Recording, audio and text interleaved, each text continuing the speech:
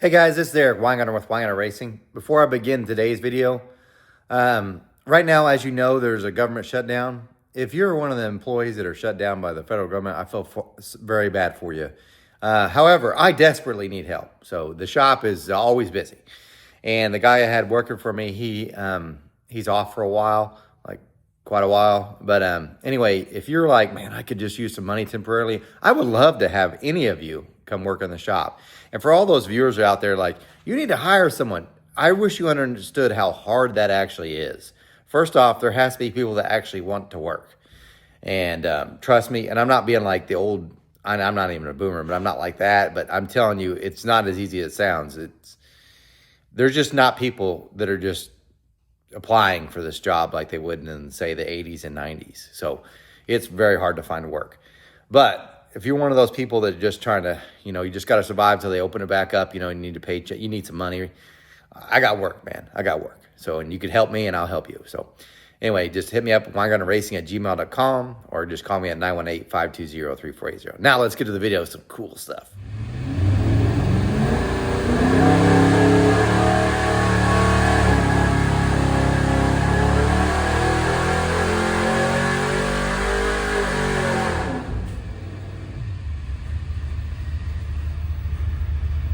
Yep, they made it on the dyno yesterday. This is our 383 dyno mule with the old double hump heads, 461.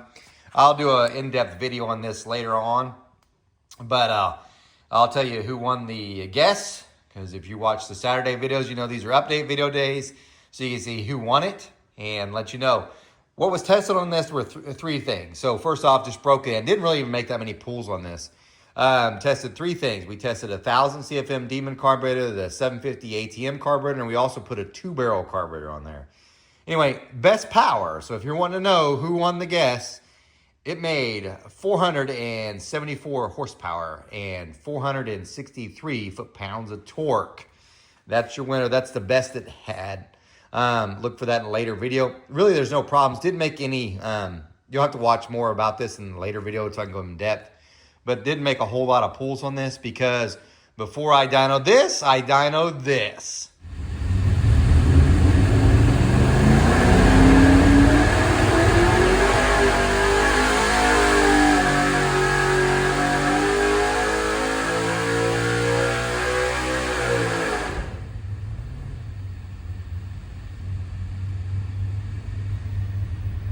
Was also dyno tested, and that one pretty much was this. We were testing about my ported heads. So we'd run the Pro Max heads, and I wouldn't say they were stock, but I ran them before, and then I'd ported them to see what would happen, and we did that. But the biggest thing with that was to see 3 different manifolds tested, and they're all big. So this one was a 2896.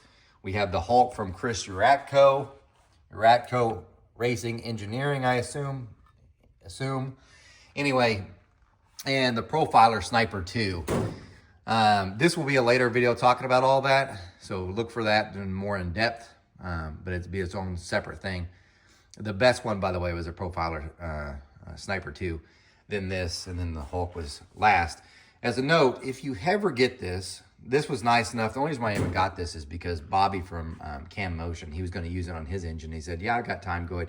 You want to try testing? I was like, absolutely, thank you so much. So he was nice enough for that. So big help from him. He really did help a lot, and I appreciate it. I gotta get cleaned it all up. The reason why it looks so dirty and it got silicone literally everywhere on it is because I had some issues with this manifold. And I did talk to Chris Uratko, and it looks like it's just an error on mistake on that part that caused some of this issues. But let me just kind of show you some of the things. So if you happen to get one, here's some things to know of. First off, if you ran on a stock block, which I don't know why you would, but I mocked it up on my stock block that's over here just to make sure it would line up with the ports, which we'll get to it in the later video. But didn't have to do any machining as far as on the rails here or anything to get it to sit down. That part's fine. What happened was I went to set it on the engine, and this bolt hole here and the bolt hole for the head was over here. And I'm like, well, just slide it forward. It's like physically would not slide forward. And what happened is this.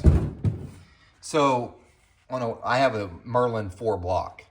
On the Merlin 4 block, there's a little notch, like a little part of the China wall that sticks out just maybe a 1/4 inch or so, maybe 1/2 inch, somewhere in that range, out.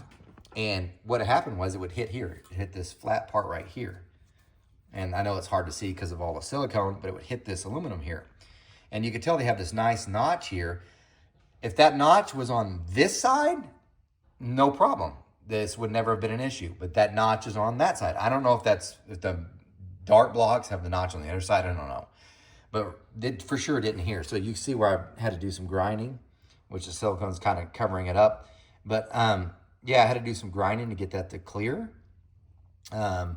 So that took a while, on, off, on, off, on, off, on, off, till finally I get it to slide forward to get the ports to line. But that wasn't the only issue. And I talked to Chris, and like I said, this was just a mistake. The biggest one was this. This took us a while. The distributor hold down. You see this, or distributor pad itself. You see this pad cut out here? This is the 2896. This is how it should look because we're a 9/8 deck. This is how it looks. If you look at this one, if you have a 10-2 block and you get a 10-2 intake, typically they look like this.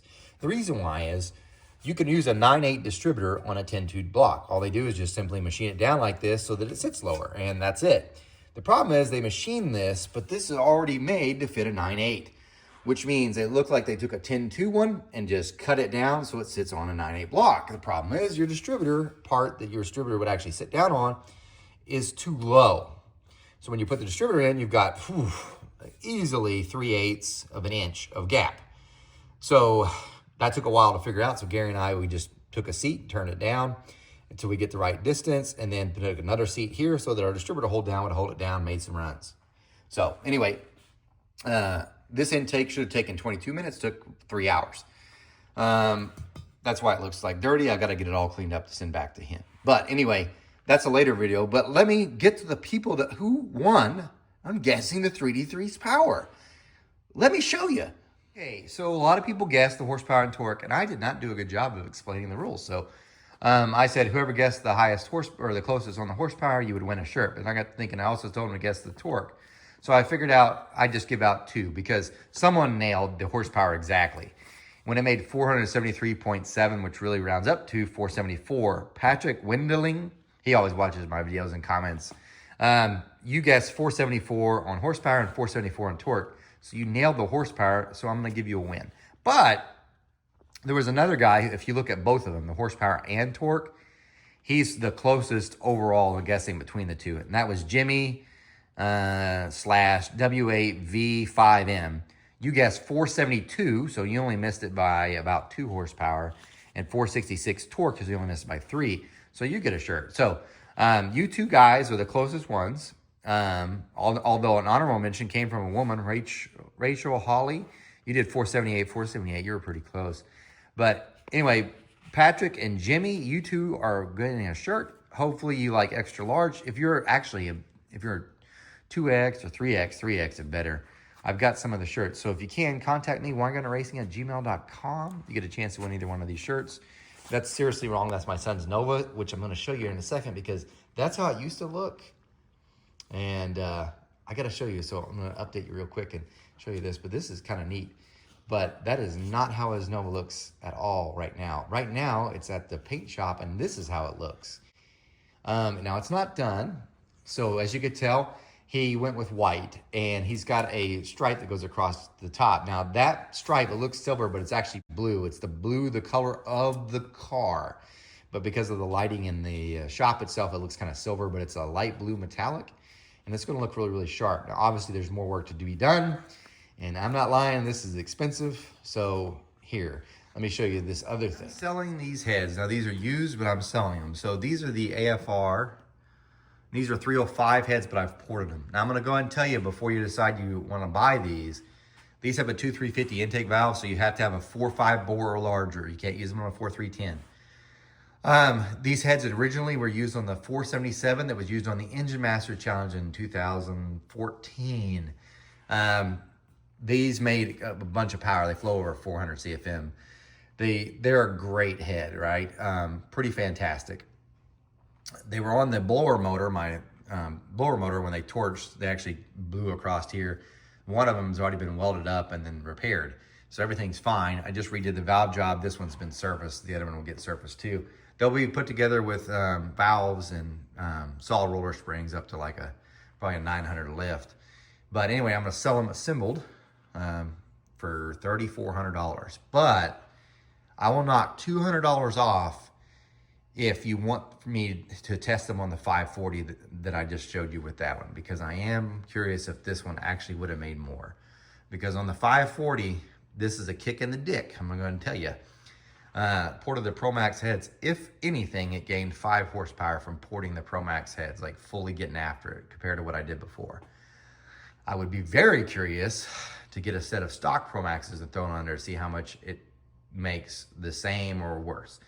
That whole thing it's got me my mind spinning in 1,000 ways. Because let me tell you, the Pro Max heads initially when I put them on, they had been modified. I milled down the chambers 110. I did a 2-300 intake valve, 50-degree valve job, blended all that in. That's how it ran before.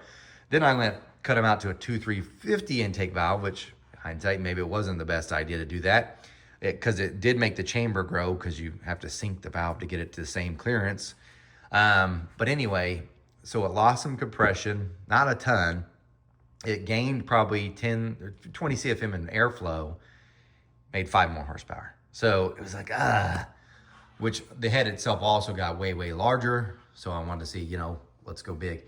This one would be a great alternative and a good thing to test against, because these are runners, are 325 cc's, and it flows almost, well, not almost. It's about 10 or 15 CFM less than the current Pro Max that are on there now that are fully ported, but about 10 CFM more than the other ones when they were complete stock. So, and this chamber is somewhat smaller. And the thing that makes it more confusing is I looked at the results from the 540. When I had the Pro Max with the small chamber and the 2-300 intake valve and blending and all that, it made like 911. I put the AFR 385s on there, it made 921. It did make a 941 when we got the oil really hot, cooled the water down to nothing, and made a rip. But that's kind of cheating up the numbers. Put the Pro Max on there like I just had, it's at 920s. So we're like almost hitting a wall. And I'm really curious if this is in between, if this would have made a bigger difference. So 3,400, you can have them. I'll get them all finished up and assembled and ready to leave out the door. Or I'll knock $200 off if you don't mind me testing them on the 540. If no one gets sold by then, and maybe if it haven't been sold by then, which I don't know why they wouldn't be, it's a heck of a deal. You can't even get them as cast brand new for that, but whatever. Anyway, there's that, but let me show you some other cool stuff. Oh, by the way, the reason for this part is because I need to pay for this paint job. So it's probably got another $3,000 to go. And I told my son, I called him, I'm like, man, I do not have the money to pay for the cut and buff on this car. Because that's like another $1,500. I was like, I just can't, between their college and he's like totally understandable and everything like that. But I'm like, God, you just can't. I can't. But anyway, let me show you some other stuff. This is kind of cool. This is the heads for Bob McVeigh or Adventures with Austin. They just got done this week. So what I had done is I had ported the heads and then had them digitized and CNC ported from that. So I was really excited about it, but another kick in the dick with this one. But anyway, let me explain. Here's what they look like with an angle plug. His are straight plugs. And I can, by the way, you can order them either way. So if you're like, I'd rather have the angle plugs, I can get it that way or not. Or straight, doesn't make a difference. Or if you have a Dark Pro 1 Platinum 200cc head, I could put this program in that too. So I'm pretty excited on all that. But let me just kind of show you some of the stuff with it. So this is not exactly, this is the angle plug version. But anyway, this just has a valve job. None of the blending has been done, but it looks really nice. So really great. I need to CC this because this is where I could be so mad at myself. But anyway, what I had done was I had ported one, I sent it off to get digitized, and it flowed like 317 or 316 at 600 lift, and about 244 at 400. So I was like, it's still like way, way, way better than what it was before. And I wanted a smaller head to fit that market too. I wanted something in the 230 range or 220 range, small, get there. So this is actually was like 227 after the model that got sent in. But when I was with the CNC guy, I was like, hey, crazy thought. Can you, once you've done digitizing my port, can you go ahead and digitize this push rod slot here? And he's like, yeah, I can do that. And you might say, why did you do that? Because then I can know how much material I have here before it breaks through on the push rod slot. And so and you got to be careful when you do that, because you also have to digitize this side, because they're not always equal. Like you might have the push rod slide might be general over here, and then when you flip it over and do it over here, you break through. But anyway, so I had him digitize the outside here, and he's like, okay, did it. And I go, all right, can you move my model over until we have a minimum of 50 thousandths? So 50 thousandths clearance between the outside aluminum here versus the inside. And he goes, yeah. And I go, well, how much extra can he take out and move over? And he did the math and stuff. And so what he did is he moved the push rod slot over 35 thousandths. And the other thing is, and this is better, I try to make these walls as straight as possible. When you can go in the machine, you can go in the digitizing profile and you can make that wall straight. So it's perfect. So anyway, I had to move it over 35 thousandths. What I did not think is how it would affect anything else. Now remember, this is flow bench, and the flow bench is just a tool. This is one of those things where I absolutely think the flow bench is gonna say not as good, and the live engine is gonna say we're good. But I did not think at all on the rest of it. So let me kind of explain some stupid stuff. This whole port is smaller than what I'm usually do for a bunch of reasons. On these particular casting, I can't make them big anyway because it wants to break through, especially right through here, and especially on near the short side. So on a normal one, just kind of flip it over so you can see a little bit better. On a normal port, I can make that short side, which I should do better on lighting. I can make it wider. I can't. You do that, you're gonna break through, because I've done it before. And maybe I can go a little bit wider than this, but there's always casting variations because this is a Chinese head. So you go getting too aggressive, yeah, it's gonna pick up on flow, but you're gonna have a couple ruined heads each time you do it. And I don't want that. I don't wanna deal with that. So I kind of left it smaller than I usually would do. But I figured for what Bob's doing and what people that would buy this would do, no big deal. But still, flowing 316, I was super happy. What I did not think of was, when you make this push rod slot bigger, you give more air over the short side. So if that short side's like just hanging on, which is kind of what this one is, if you put more air over that short side, you made it unhappy. And so really the bowl could have been a little bit bigger. The short side really needs to be wider. Could have laid it back a little bit more, but definitely on the wider part. So adding more air through that, so making the push rod slot bigger, it didn't add more air. It actually made it flow less because it can't handle that over the short side. So, but if you look at the dimensions though, the drop off, in other words, the change in area throughout the port, it's much smaller than most of my other heads. In other words, it's not going small, big, and then small again. It stays pretty much uniform, which would be great for torque. It's probably not going to do so good on the higher RPM stuff. But then again, this head really isn't made for necessarily the higher RPM. But anyway, regardless, we're going to test this with Bob's because I've got other heads to test it against, because this may end up being better than the ones that flow more air. But anyway, a couple other things too. So I wasted a ton of time yesterday. So I messed with the valves again. And so like this was Bob's. This one at 400 goes 244. This one goes like 256. And this one goes 251 or 52. But this one does a little bit better at like, none of them are hitting 300. That's what really ticks me off. It went from going like 316 at 300. Now at 600 lift. Now it just barely does 300. It'll do 300, 299, which I'm like, oh, at least see 300. What's weird though, at 550, it's at 306. So after 550, it actually backs up, then climbs a little. And I'm not talking like backing up much. It goes, like I said, 306, it drops 6 CFM at 600. Then at 700, it's like 310. But I'm like, oh, I just wanted more. Part of it, and I'm not entirely sure, this is one of the things I need to test, was this. And I know I'm rambling, but hopefully I get something out of this.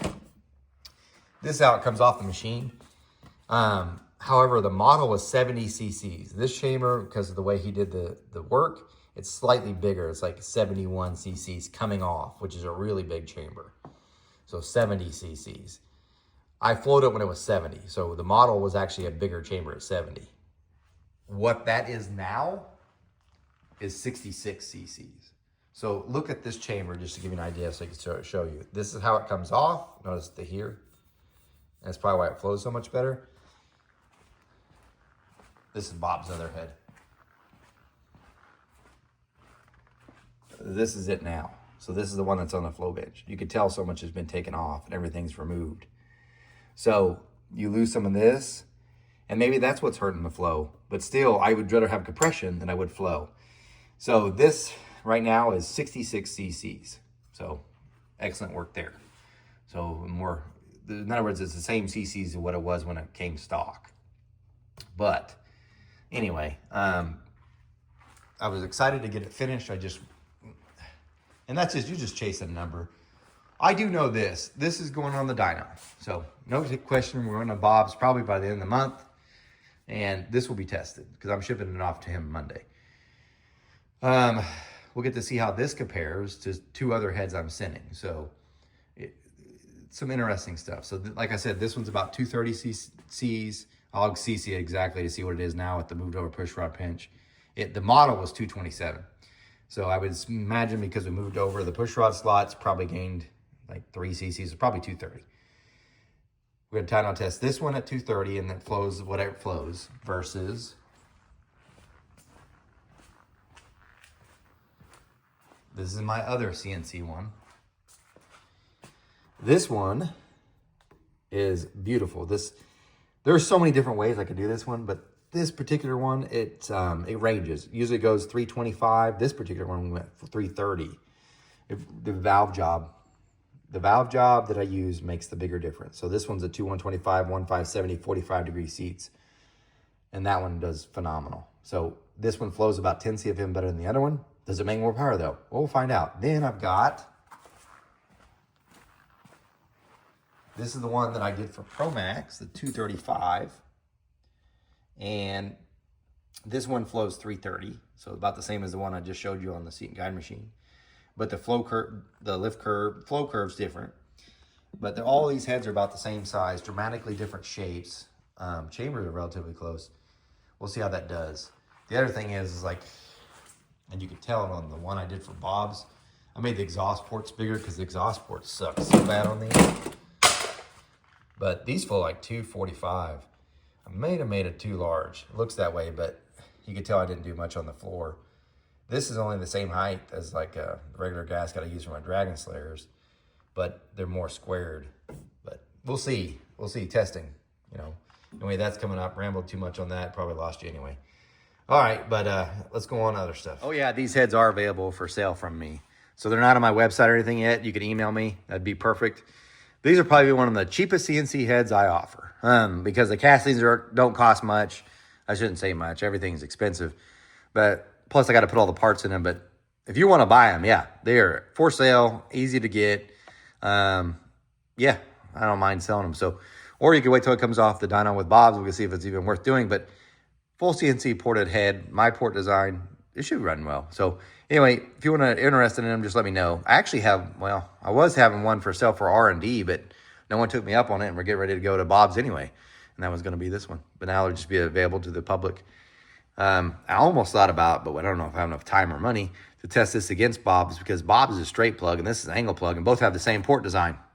That would be a neat test. Next thing, AFR sent me a set of AFR enforcer heads for the small block Chevy to test. This is the old one, which by the way, if you own this old AFR enforcer head, that CNC program will go into that head.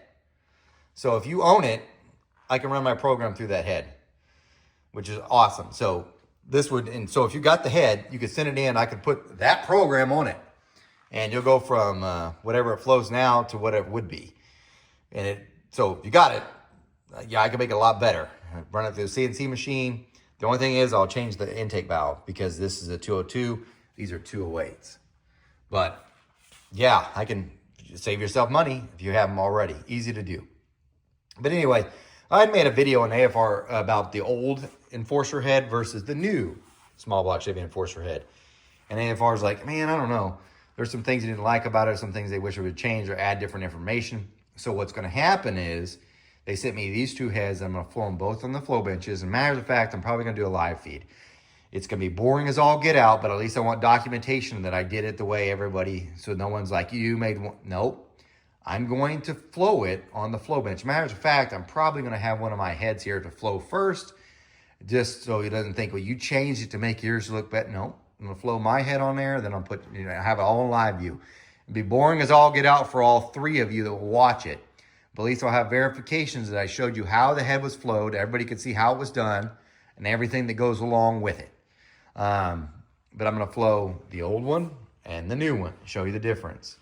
So what I would love to do, and I don't know if they'll be willing to do it, I've got a 383 just sitting there. It's got their dual plane on it.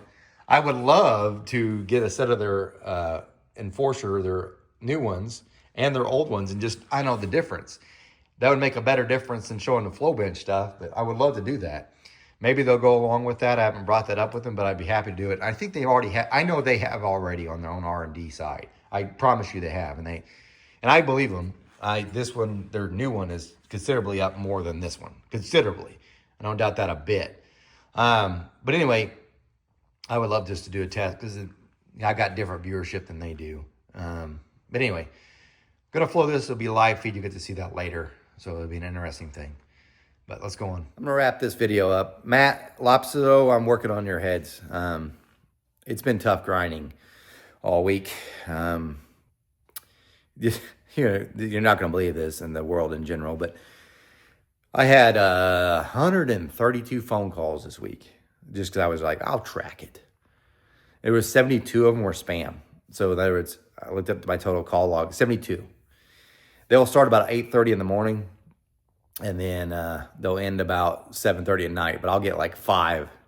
If they come from Barnsdall, Oklahoma, Atoka, Oklahoma, it's scams. I don't even pick them up, but they'll still show up on the call log.